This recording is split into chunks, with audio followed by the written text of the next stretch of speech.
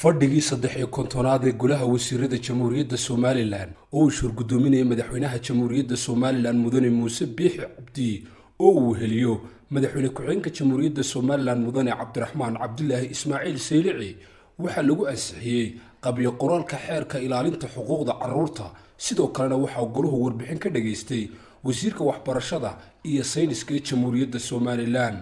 golaha wasiirada Jamhuuriyadda Somaliland ayaa fadhigoodan ku ansixiyay qabyo qoraalka xeerka ilaalinta xuquuqda carruurta xeerkaas oo lagu dabaqi doono ilaalinta xuquuqda carruurta waxa kale oo goluhu dood u ka yeeshay qabyo qoraalka xeerka maalgashiga qaranka